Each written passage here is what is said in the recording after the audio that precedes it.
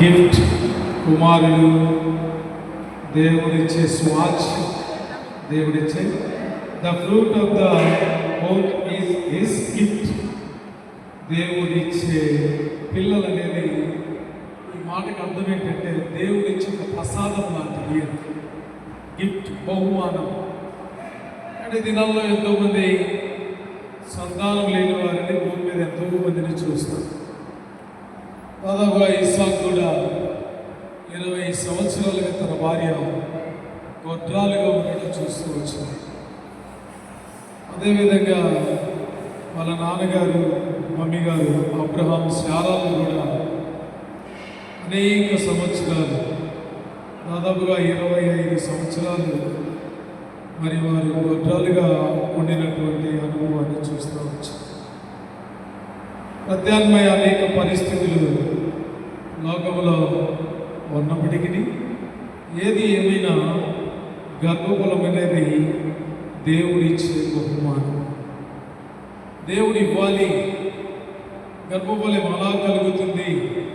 ఇస్సాకు విషయంలో చూస్తే ప్రార్థన చేసినప్పుడు, అబ్రహాము విషయంలో చూస్తే వాగ్దానం కొరకు కనిపెట్టినప్పుడు, దేవుడిచ్చిన మాట కొరకు కనిపించినప్పుడు, ఆదాము అవ్వల సృష్టి ఆరంభంలో 4వ అధ్యాయంలో మనం చూస్తే ఆదికాండం అవ్వ చెప్తా వచ్చింది, నేను యెహోవా దయ వలన ఒక మనిషిని సంపాదించుకున్నాను.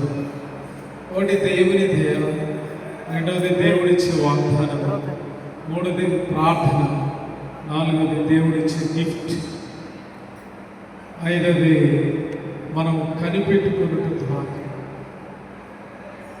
మనం ఎప్పుడైతే ఆయన కొరకు నిరీక్షణ కలిగి ఉంటామో అప్పుడు ఈ గర్భఫలాన్ని మనం పొందుకునే అవకాశం. కాబట్టి ఇది ఒక ఫలం, ఒక ఫ్రూట్. భూమిలో ఒక పంట వేస్తే ఒక ఫలం, పంట పండడానికి, అది ఫలించడానికి ఎంత కష్టపడతామో, కష్టపడినటువంటి ఆ విత్తనం ఫలించాలని ఎంత ఎదురు చూస్తామో, అదేవిధంగా ఒక ఇరువురి దాంపత్య జీవిత ప్రయాస వలన దేవుడు అనుగ్రహించే ఫలమే గర్భఫలం.